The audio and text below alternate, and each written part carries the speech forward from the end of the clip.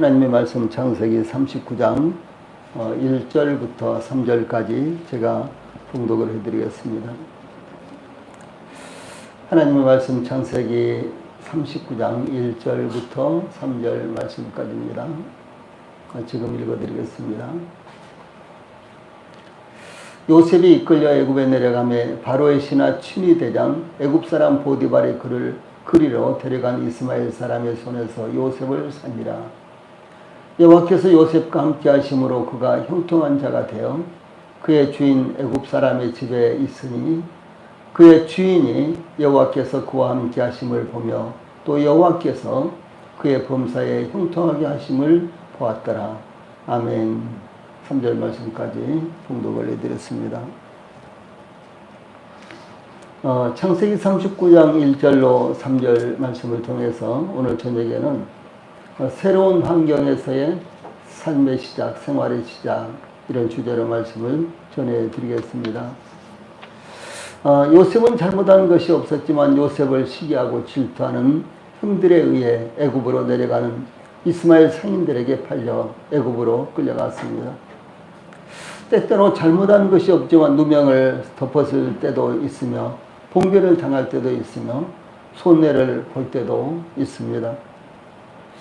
제가 초등학교 5학년 때 아마 5학년 때쯤 된지 4학년 때쯤 되는지 그런 것 같은데 저를 시기하는 어떤 학생에 의해서 도둑으로 몰릴 때가 있었습니다.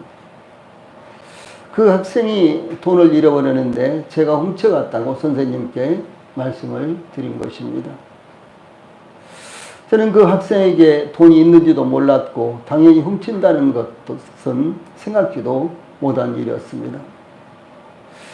그런데 선생님께 불려나가 선생님이 네가 진짜 걔 돈을 훔쳤느냐 이렇게 물었을 때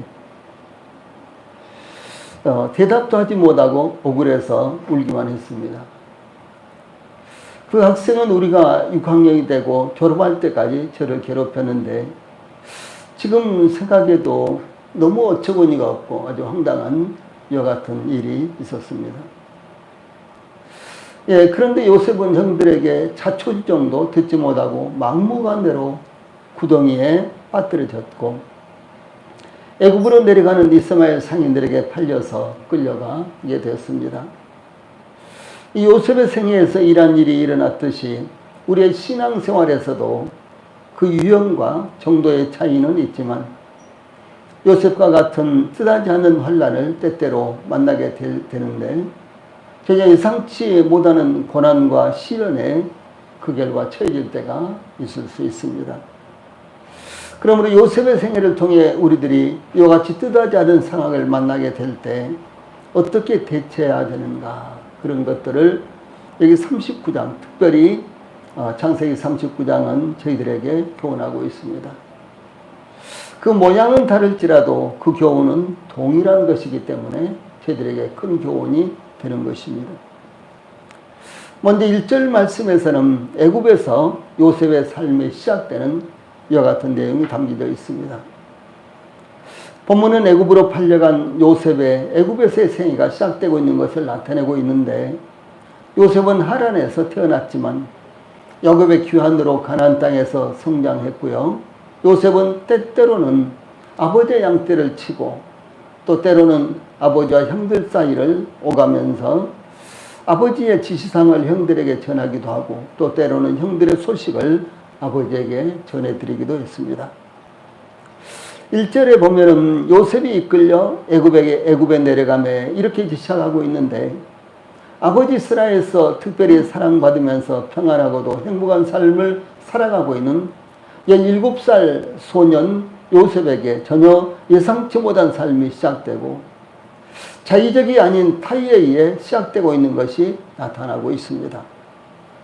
요셉이 애굽으로 내려가는 것은 요셉으로서는 상상도 하지 못한 일이었습니다. 애굽으로 내려가는 것은 요셉이 원하는 일도 아니었습니다. 그런데 요셉은 애굽으로 내려갔는데 강제로 어쩔 수 없이 끌려갔으며 그가 원하지 않은 곳으로 가게 된 것을 나타내고 있습니다.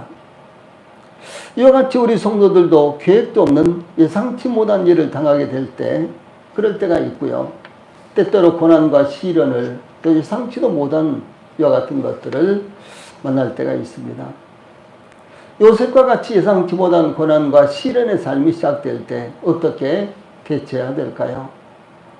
즉 인생의 시궁창으로 나락으로 떨어질 때 어떻게 대처해야 될까요?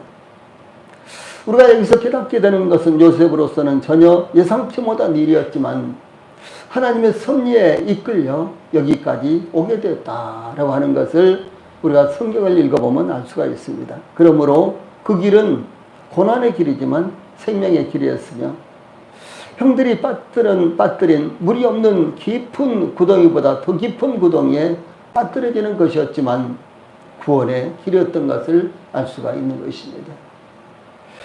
그러므로 하나님의 백성인 저희들, 하나님을 믿는 믿음으로 말미암아 구원받은 저희들이 전혀 예상치 못한 어떤 일이 일어난다고 할지라도 하나님의 큰 섭리 안에서 하나님의 특별하신 보호와 또 하나님의 이끄심이 있다는 사실을 항상 저희들이 생각을 해야 된다라는 것을요, 먼저 말씀을 드리고 싶은 것입니다. 요셉이 이스마엘 상인들에게 팔려 애굽으로 이끌려 갔는데 1절 후반절에 바로의 신하 친위대장 애굽 사람 보디발이 그를 그리로 데려간 이스마엘 사람의 손에서 요셉을 산이라 라고 요셉이 또다시 팔려가는 모습이 나타나고 있습니다. 창세기 50장까지, 아니 창세기 전체가 그러고 더 나아가서 성경 전체가 그렇습니다만 특별히 요셉의 생애를 보면 요셉은 전혀 예상치 못하고 알지 못했지만 그러나 하나님의 이 손에 이끌려서 이렇게 나가고 있는 이런 모습을 볼 수가 있다는 사실이죠. 그러므로 요셉의 생애를 통해서 우리는 예수님의 모습을 볼 뿐만 아니라 우리 자신의 모습도 볼 수가 있다는 사실이죠. 이유도 알 수 없고 왜 그런 일이 일어나는지 전혀 우리가 예상치 못한다고 할지라도 우리 그리스도인들은 하나님의 손에 이끌려서 살아가고 있고 이끌려서 나아가고 있다라는 사실을 먼저 우리가 전제를 해야 된다는 것이죠. 이 바로의 신하 친위대장 애굽 사람 보디발, 참 놀라운 것은 요셉이 애굽으로 끌려가서 여러 가지로 팔려갈 수도 있었습니다. 여러 가지 이와 같은 상황이 전개됐을 것입니다. 틀림없이 아마 요셉을 끌고 간 이 이스마엘 상인들은 노예시장에 요셉을 끌고 갔을 것이고 그 노예시장에서는 노예를 사고 파는데 많은 사람들이 이제 요셉을 이렇게 훑어보기도 하고 그리고 흥정하다 간 사람도 있었을 것이고 더러는 그럴 수도 있었을 것입니다. 그런데 결과적으로 요셉은 이 바로의 친위대장 보디발에게 팔려갔다라고 하는 사실입니다. 참 요셉의 생일을 읽어보면 얼마나 놀라운지 알 수가 없습니다. 요셉은 나락으로 떨어지고 더 나락으로 떨어지고 도저히 요셉 스스로 어떻게 벗어날 수 없는 이와 같은 한계 지점 이하로 떨어지는데도 불구하고 그곳에서 하나님께서 역사하시고 그곳으로 하나님께서 섭리하시는 이와 같은 모습들을 볼 수가 있다라고 하는 사실이죠. 그런데 요셉이 노예가 되어 팔려갔던 집은 애굽왕 바로가 가장 신뢰하는 사람이었다라고 하는 것입니다. 여기까지는 요셉이 임으로 결정하거나 선택했던 길이 아니었으며 그의 의지로 할 수 있는 일이 아니었던 것입니다. 요셉은 다만 이끌려지는 대로 끌려왔던 것입니다. 유다가 멸망하기 10년 전에 바벨론 왕 느부갓네살은 예루살렘에 침략하여 성전의 그릇, 성전의 기구 얼마를 약탈해 갔고 이 다니엘서 1장 3절로 4절에 보면 이스라엘 자손 중에서 왕족과 귀족 몇 사람 곧 흠이 없고 용모가 아름다우며 모든 지혜를 통찰하며 지식에 통달하며 학문에 익숙하여 왕궁에 설만한 소년을 데려오게 하였고 그들에게 갈대아 사람의 학문과 언어를 가르치게 하였는데 그 소년들 중에는 다니엘과 하나냐와 미사엘과 아사랴가 있었다. 이렇게 증가하고 있습니다. 예, 다니엘과 그의 친구들도 그들이 원해서 바벨론으로 끌려갔던 것이 아니었습니다. 오히려 그들이 원하지 않은 길을 가게 되었던 것을 알 수가 있습니다.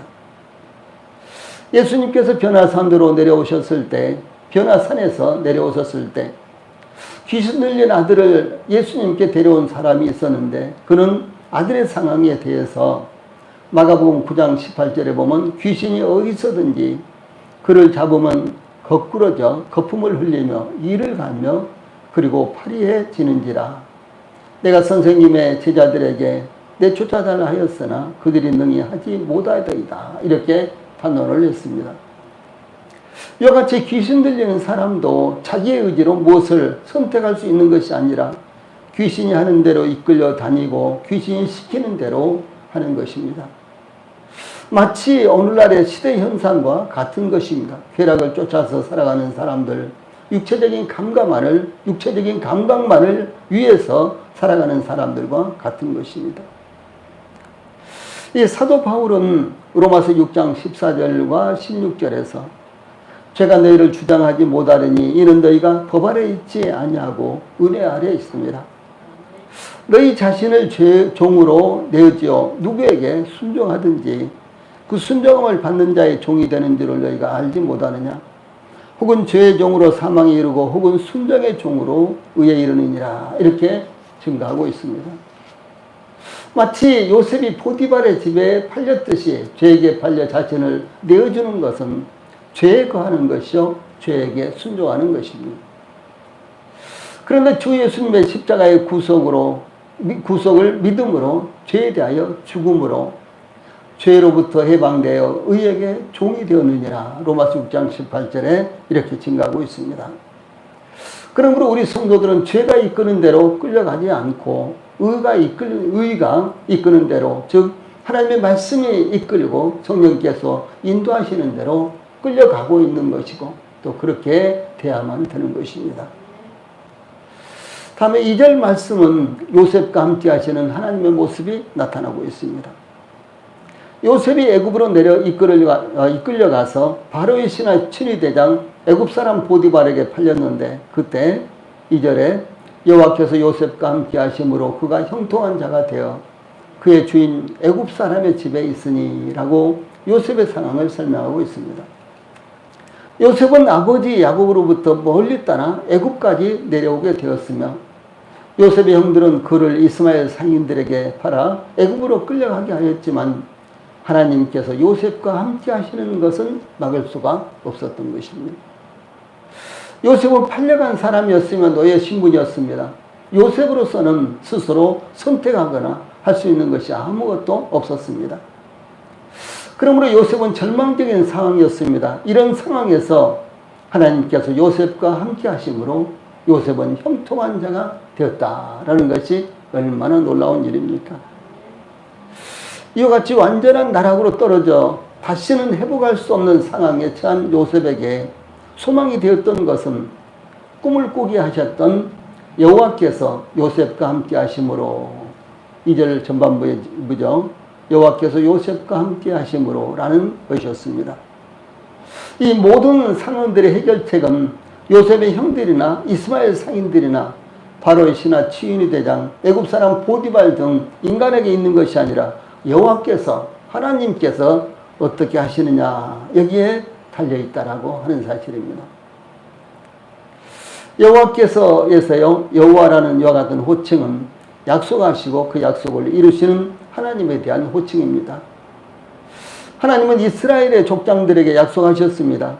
하나님께서 아브라함에게 창세기 15장 13절 16절에 보면 하나님은 이스라엘 족장들에게 약속하셨는데 특별히 아브라함에게 여호와께서 아브라함에게 이르시되 너는 반드시 알라. 내 자손이 이방에서 계기되어 그들을 섬기겠고 그들은 400년 동안 내 자손을 괴롭히리니 그들이 섬기는 나라를 내가 징벌할지며 그 후에 내 자손이 큰 재물을 이끌고 나오리라. 너는 장수하다가 평안히 조상에게로 돌아가 장사될 것이요 내 자손은 4대 만에 이 땅으로 돌아오르니 이렇게 말씀하셨습니다. 예, 하나님께서 여호와께서 그리고 그 여호와라는 호칭은 약속하시고 그 약속을 반드시 이루시는 하나님에 대한 이름이다 라고 하는 사실입니다. 하나님께서 이삭에게는 내 자손을 하늘의 별과 같이 번성하게 하며 이 모든 땅을 내 자손에게 주리니 내 자손으로 말미암아 천하 만민이 복을 받으라 이렇게 말씀하셨으며 또 야곱에게는 창세기 28장 14절에 내 자손이 땅의 티끌같이 되어 내가 서쪽과 동쪽과 북쪽과 남쪽으로 퍼져나갈지며 땅의 모든 족속이 너와 내 자손으로 말미암아 복을 받으라 이렇게 말씀하셨습니다. 그러므로 약속하신 분도 여호와 하나님이시여 그것을 이루시는 분도 여호와 하나님이시다라고 하는 사실입니다. 이와 같이 모든 것이 여호와 하나님 앞에 달려있다는 것을 말씀을 하시는 것입니다. 2절 초반부에 여호와께서 요셉과 함께 하심으로 라는 말씀은 창세기의 핵심적인 내용이며 바로 주제가 됩니다. 아니 이것은 성경 전체의 주제가 된다라고도 할 수가 있는 것입니다. 아브라함도 창세기 21장 22절에 이삭도 창세기 26장 24절에 야곱도 창세기 28장 15절 20절에 그 외에도 많이 있습니다. 예, 하나님께서 함께 하시는 것을 증거하고 있습니다. 그러므로 여호와께서 요셉과 함께 하심으로 모든 문제의 열쇠는 요셉에게 있는 것이 아니라 하나님께 있다라고 하는 사실입니다. 그러므로 하나님께서 함께 하신다고 하셨을 때 모든 문제는 해결될 수가 있었습니다. 하나님께서 요셉과 함께 하신다는 사실이 본장 2절, 3절, 21절, 23절 모두 4번이나 나타나고 있습니다. 예, 물론 이제 그 후로도 물론 이제 여기 39장에 이렇게 4번 나타나고요. 50장까지 나타나지 않습니다. 그러나 이 39장에서 4번이나 반복해서 하나님께서 요셉과 함께 하신다라는 이와 같은 말씀이 이제 문자적으로 나타나고 그 후에 이제 30절까지 실제로 하나님께서 함께 하시는 내용들이 계속해서 증거되고 있는 것이 창세기의 내용입니다. 요셉은 형들을 만났을 때 자신이 애굽에 오게 된 것도 형들이 자신을 애굽에 팔았기 때문이 아니라 하나님께서 생명을 구원하시기 위해서 애굽에 보내신 것이다. 이렇게 증거하고 있는 말씀이 창세기 45장 5절로 8절, 50장 17절로 21절에 나타납니다. 그러므로 요셉은 자기가 비록 고난을 당했지만 물론 고난을 당한 그 순간에는 요셉은 깨닫지 못했을 거예요.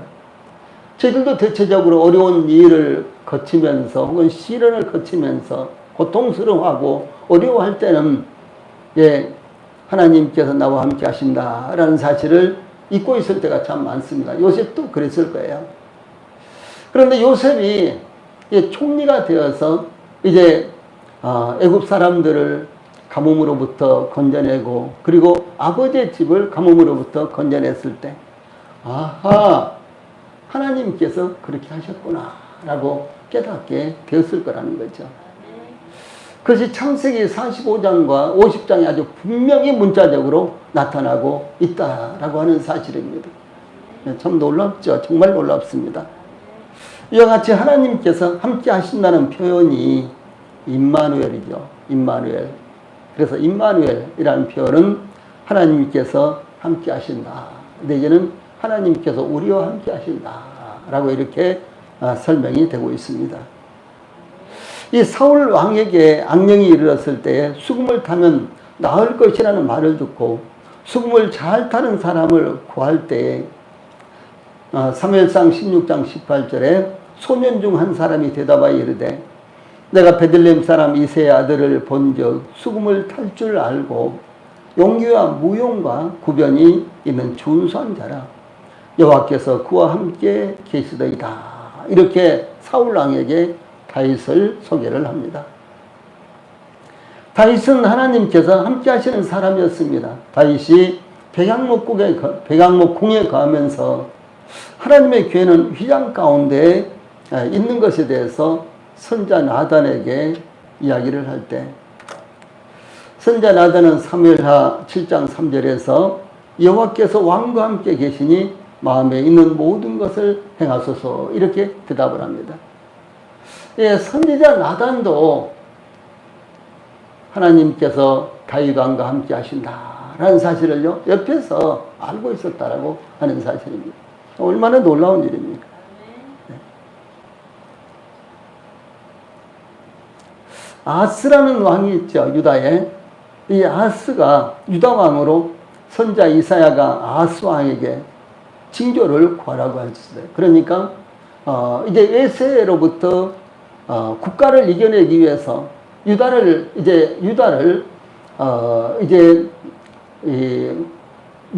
외세로부터 막아내기 위해서 하나님 앞에 징조를 구하십시오. 이렇게 이제 요구를 할 때, 이 아스 왕은 선자 이사야의 이와 같은 지시를 받지 않습니다. 예, 그런 말씀, 이제 권면을 받지 않습니다. 그런데 선자 이사야는 이렇게 증거합니다. 이사야서 7장 14절에 그러므로 주께서 친히 징조를 너희에게 주실 것이라. 보라, 처녀가 잉태하여 아들을 낳을 것이요 그 이름을 임마누엘이라 하리라. 이렇게 합니다. 임마누엘. 이것이 성경에서 제일 첫 번째로 나오는 말씀입니다. 물론 이제 임마누엘과 유사한 단어는 수도 없이 많이 나타납니다. 그런데 임마누엘이라는 구체적인 단어는요 여기서 처음으로 나타납니다. 또한 아수리의 약탈이 유다의 목에까지 이르렀을지라도 유일한 구원의 희망은 하나님께만 있기 때문에 선자 이사야는 이사야서 8장 8절에 임마누엘이여 그가 펴는 날개가 내 땅에 가득하리라 하셨느니라 이렇게 증가하고 있습니다. 이 모든 예언적인 징조들은 하나님의 아들의 성육신으로 성취가 되었습니다.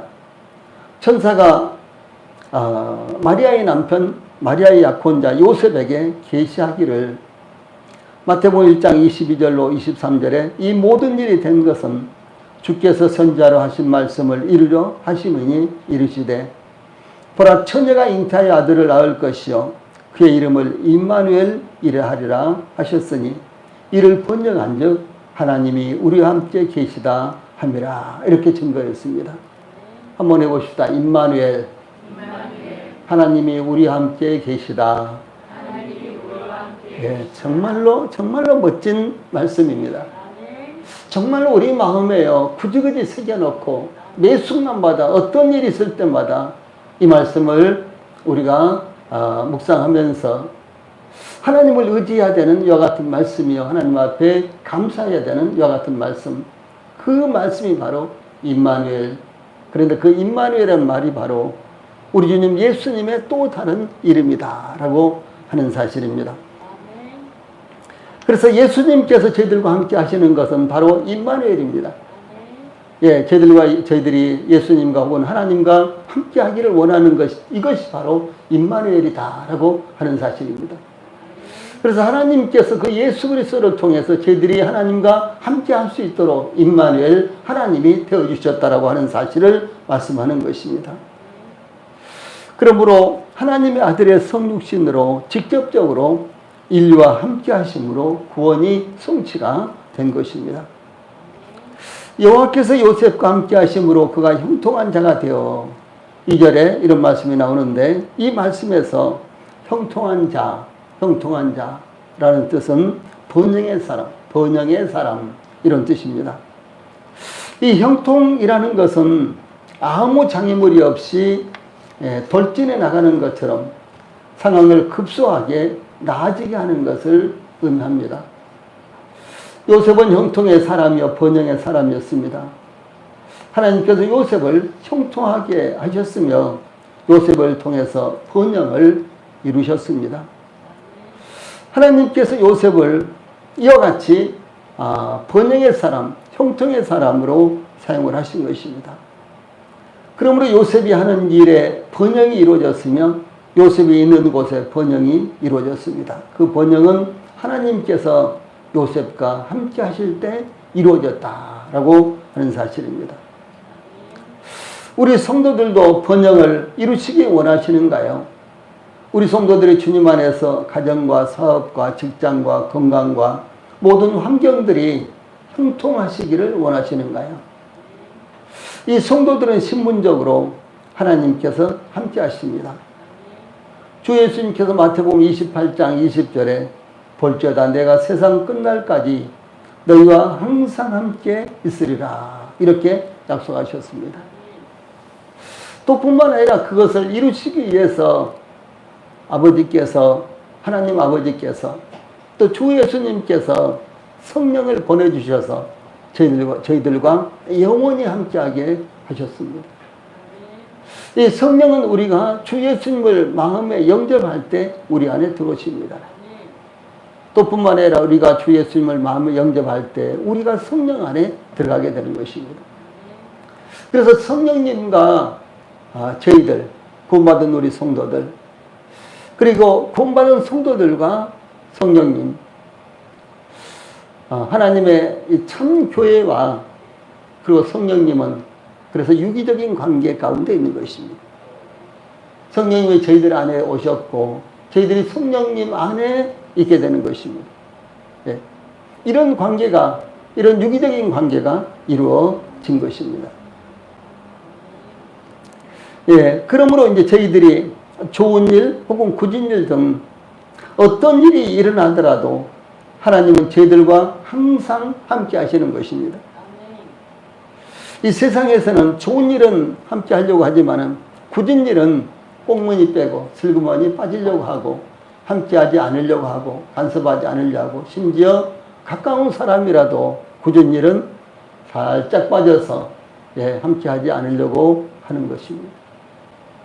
그러나 저희들 안에 계신 성령님 또 저희들과 영원히 함께 하시겠다고 약속하신 우리 주님 예수님은 저희들과 영원히 함께 하시는데 좋은 일에도 함께 하시고 굳은 일에도 함께 하시고 저희들이 고통을 당하고 시련을 당할 때도 함께 하시고 저희들이 즐거워할 때도 함께 하신다라는 사실을 성경은 분명하게 증거하고 있는 것입니다. 예, 그러므로 저희들에게 이와 같이 항상 함께 하시는 하나님 바로 주 예수님. 그래서 주님 안에 거하기 위해서는 주 예수님께서요 이렇게 말씀하셨어요. 요한복음 15장 4절로 6절에 보면은 내 안에 거하라 나도 너희 안에 거하리라.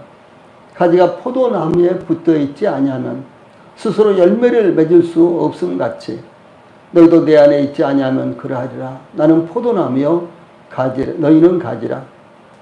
그가 내 안에 내가 그 안에 거하면 사람이 열매를 많이 맺나니 나를 떠나서는 너희가 아무것도 할 수 없습니다. 이렇게 말씀하셨습니다.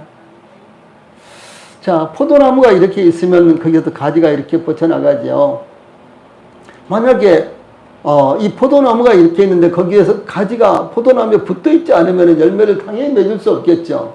그럼 말라서요 죽어버릴 거예요. 근데 붙어있기만 하면 되는 거예요. 붙어있기만 하면. 그런데 신분적으로 저희들은 포도나무에 붙은 가지입니다. 신분적으로는. 이건 절대로 예를 들어서 저희들이 하나님 앞에 영광을 올리지 못하는 그런 삶을 산다고 할지라도 이것은 떨어질 수가 없는 것입니다. 신분적으로 우리는 주 예수님을 우리가 믿었을 때 하나님 안에 가게 되는 것입니다. 그런데 실제로 저희들의 삶은 그렇지 못할 때가 너무도 많다는 거죠. 그렇죠? 예. 예, 저희들은 육신 가운데 있을 동안에 주 예수님께서 다시 오셔서 저희들을 영원롭게 하시기 전까지는 저희들에게는 어쩔 수 없이 마치 숙명적인 것과 같이 저희들이 하나님 안에 항상 거할 수는 없다라고 하는 사실입니다.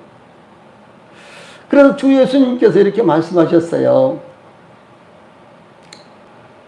나는 포도나무요 너희는 가지라. 그가 내 안에 내가 그 안에 거하면 사람이 열매를 많이 맺나니 나를 떠나서는 너희가 아무것도 할 수 없습니다. 이렇게 말씀하셨습니다. 주님 안에 거하는 삶. 예, 그래서 신분적으로는 우리가 주님 안에 거하지만 실질적으로 저희들의 삶에 있어서도 주님 안에 거하는 삶이 이루어졌을 때 저희들을 통해서 성령의 열매가 나타난다라고 하는 사실입니다.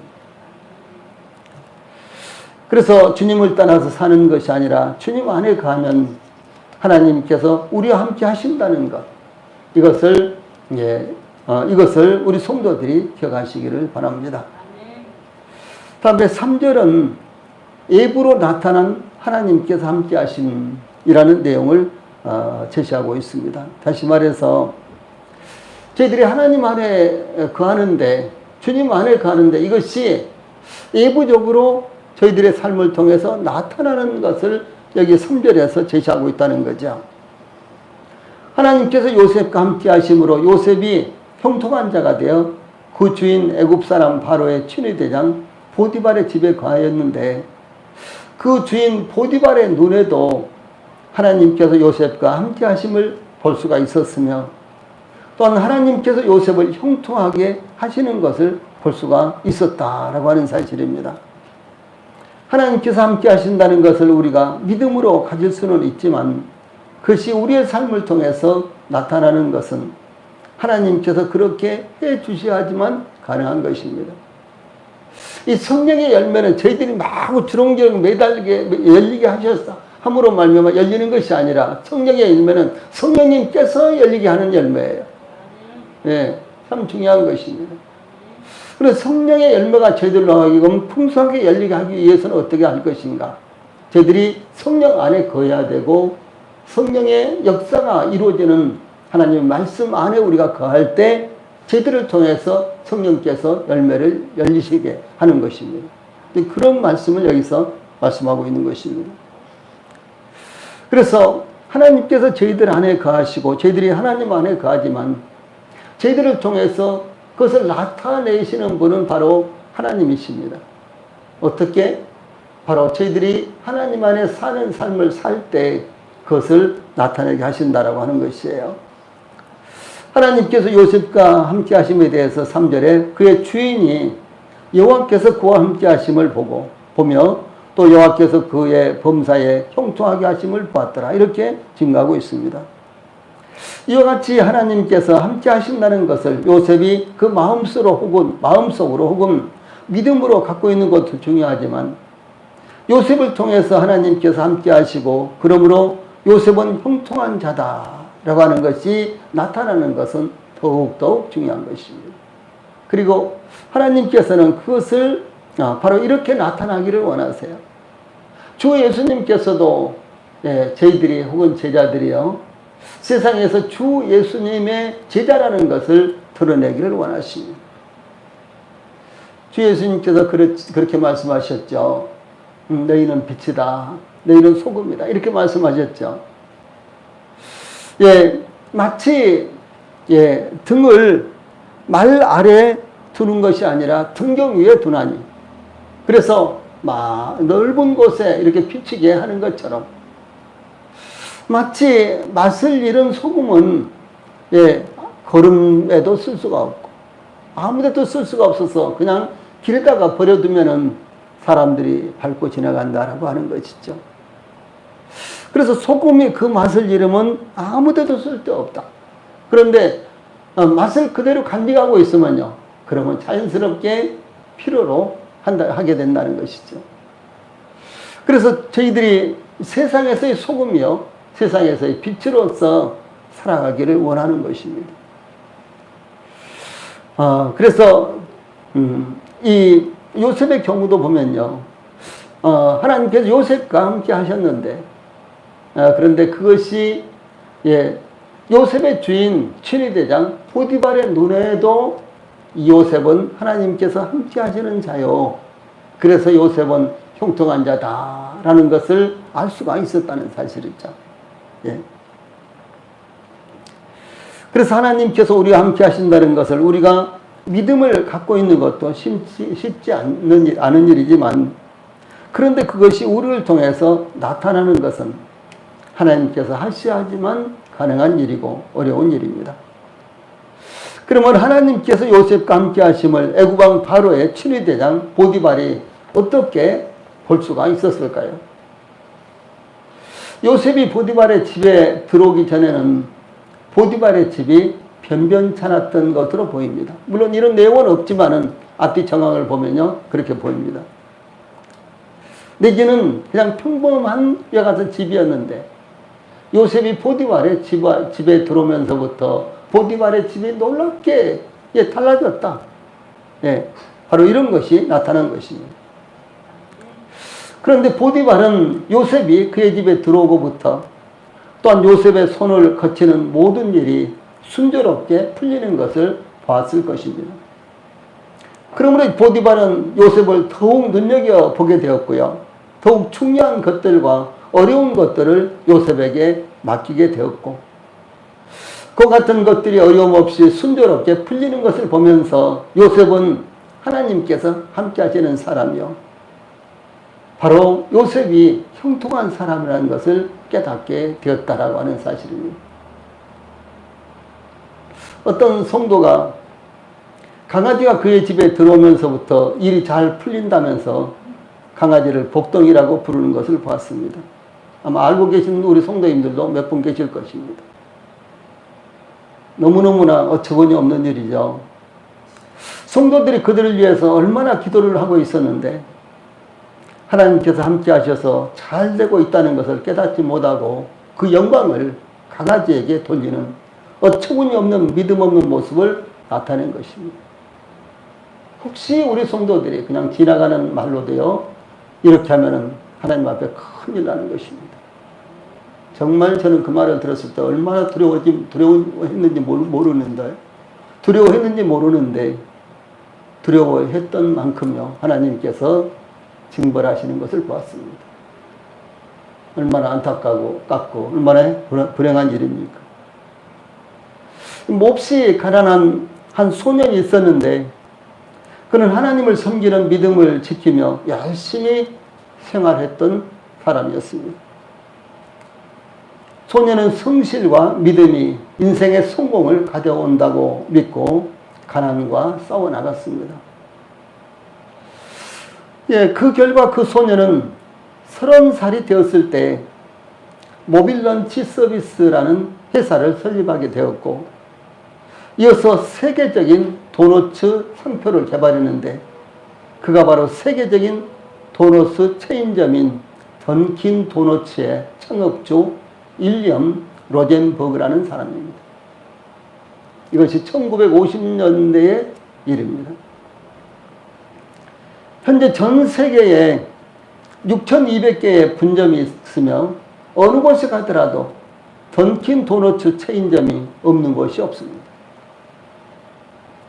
그는 72세를 맞이하는 생일 축하 자리에서 이렇게 고백했습니다. 나는 너무 가난하여 정규 교육을 받지 못하고 성장했습니다. 그러나 하나님께서는 늘 저희 짐을 맡아주셨습니다. 성공은 지식에 있지 않고 태도에 있다고 나는 믿습니다. 라고 고백을 했습니다. 참 위대한 고백이라고 합니다. 성공은 지식에 있지 않고 태도에 있다. 라고 이렇게 믿었던 이 사람은요, 세계적인 기업을 만들어낸 것입니다. 진정한 번영은 하나님께서 함께 하실 때 오는 것입니다. 요셉의 주인 보디발은 요셉이 평범한 사람이 아니라 하나님께서 함께 하시는 사람이며 또한 하나님께서 요셉이 하는 모든 일에 형통하게 하시는 것을 보았습니다. 즉 요셉은 그가 맡은 모든 일에 신실하였으며 그 위에 하나님의 축복이 함께 하셨다라는 것을 볼 수가 있는 것입니다. 창세기 37장에서 등장한 요셉, 그리고 창세기 37장에서 요셉의 고난이 시작됩니다. 그리고 창세기 38장은 삽입장이고 창세기 39장에서 요셉이 고난 가운데 있는 모습이 나타나고 있고 그 고난이 해소되는 것이 아니라 더 깊은 고난으로 빠져들어가는 것을 볼 수가 있습니다. 그러나요 우리 성도님들 그러나 거기까지예요. 참 저는 이 창세기를 읽으면서 참 항상 놀라움을 금방할 수가 없습니다. 그러나 요셉의 고난은 거기까지입니다. 그 뒤로 창세기 40장부터 50장까지 이 요셉의 그 영화로움을 보세요. 37장, 39장 두 장의 요셉의 고난이 기록되어 있습니다. 그런데 40장부터 50장까지 무려 11장은 요셉이 얼마나 영광 가운데 있는가라는 사실을 나타내고 있다는 사실이죠. 우리 성도님들 때때로 피곤하고 힘들고 또 어렵죠. 또 어려움 겪고 있는 성도들도 있을 것입니다. 그런다고 할지라도 요셉과 같이 성실하게 하나님을 믿는 믿음 가운데 거하고 하나님을 의지하면은 그 고난, 그 어려움은요 순간적으로 하나님께서 지나가게 하실 것입니다. 그리고 하나님께서 주시는 영광으로 놀랍게 생애를 보내게 될 것이라는 것을 성경은 우리들에게, 이 창세기는 저희들에게 증거하고 있는 것입니다. 그러므로 요셉의 주인 보디발은 요셉이 평범한 사람이 아니라 하나님께서 함께 하시는 사람이며 또한 하나님께서 요셉이 하는 모든 일에 형통하게 하시는 것을 보았습니다. 저희들이 바로 요셉과 같은 사람이 되어야만 되는 것입니다. 이미 하나님께서는 저희들을 요셉과 같이 사용하시기 위해서 저희들을 구원하셨고 저희들 안에 거하시고 또 저희들과 함께 하시는 것입니다. 요셉은 그가 맡은 모든 일에 신실하였고 그 위에 하나님의 축복이 계속해서 함께했습니다. 요셉이 좋을 때뿐만 아니라 요셉이 나락으로 빠지고 죽을 고비를 당하고 더 깊은 나락으로 빠질 때도 여전히 하나님께서 함께 하십니다. 네? 제가 말씀드렸죠. 창세기 39장에는 요셉이 하나님께서 요셉과 함께 하셨다라는 말씀이 4번 나온다고 그랬죠. 예, 2번은 이와 같이 친위대장 보디발의 집에서, 그리고 2번은 왕의 죄수들을 가두는 그 감옥에서 하나님이 함께 하심을 하나님은 말씀하신 것입니다. 예.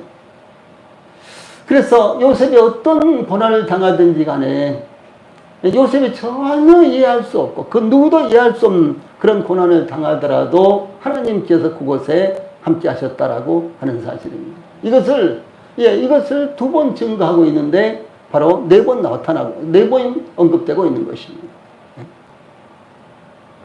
얼마나 놀라운지요.